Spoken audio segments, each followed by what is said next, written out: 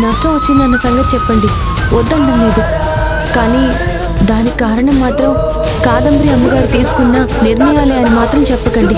నష్టం వచ్చాక ఆ నష్టానికి మూల కారణం చెప్పాలి కదా, మరేం చెప్పమంటారు? ఆ నష్టానికి కారణం నేనని చెప్పండి. ఏం మాట్లాడుతున్నావు అమ్మా?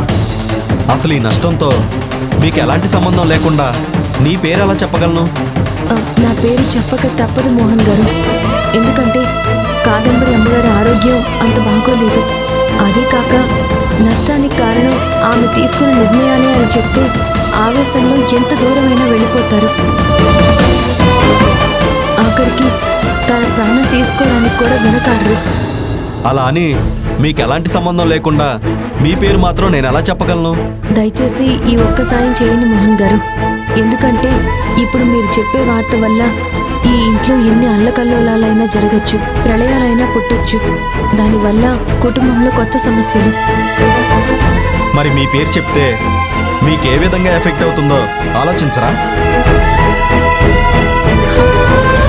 ఆ అబద్ధం వల్ల ఎలాంటి పరిణామాలైనా రానివ్వండి. నా జీవితంలో ఎలాంటి అనర్థాలు జరిగినా పర్వాలేదు. కానీ మీరు చెప్పే వార్త వల్ల కుటుంబంలో ఎలాంటి సమస్యలు పుట్టకూడదు. దయచేసి నా మాట వినండి. కాదంబరి అమ్మగారి పేరు మాత్రం ఎత్తకండి. ఈ నష్టానికి కారణం నీలవేణి అని చెప్పండి. ఆ తర్వాత వచ్చే పరిణామాల్ని నేను ఎదుర్కొంటాను. దయచేసి నా మాట వినండి ప్లీజ్ మోహన్ గారు.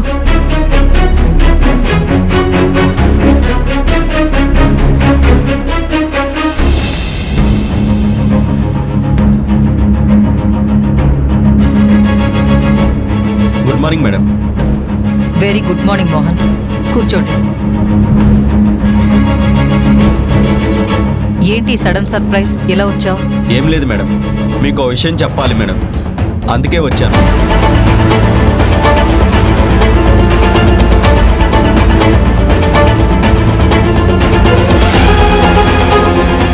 నిన్నే మోహన్, దేని గురించి?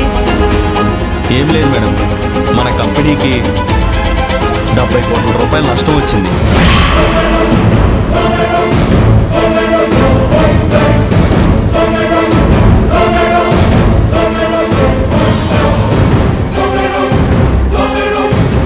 దాని గురించి చెప్పడానికి వచ్చాను మేడం.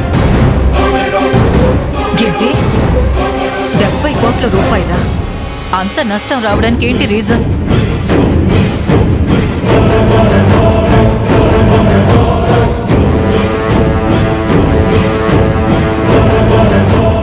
ఇటు అడుగుతుంటే ఎటో చూస్తావేంటి మోహన్? చెప్పు, అంత నష్టం ఎందుకు వచ్చింది? మరేం లేదు మేడం, ఈ మధ్య నీలవేణి గారు తీసుకున్న కొన్ని నిర్ణయాల వల్ల ఆ నష్టం జరిగింది.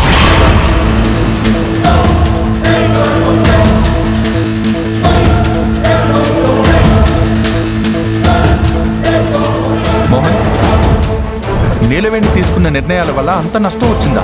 అవును తారక్ సార్. చిచ్చి, ఇంటి బయట కాపలాగా ఉండాల్సిన కుక్కను తీసుకొచ్చి సింహాసనం మీద కూర్చోబెట్టారు. ఏమవుతుంది? ఇదిగో ఇలాగే అవుతుంది.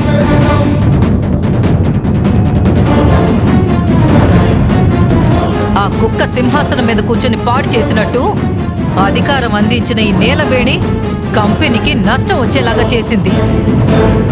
కాదంబరి, అసలు జరిగిందేంటో పూర్తిగా తెలుసుకున్నాక మాట్లాడతాం. అప్పటి వరకు ఆవేశపడకు. ఏంటి ఆవేశపడొద్దా? 1 కాదు 2 కాదు, 70 కోట్ల రూపాయల నష్టం.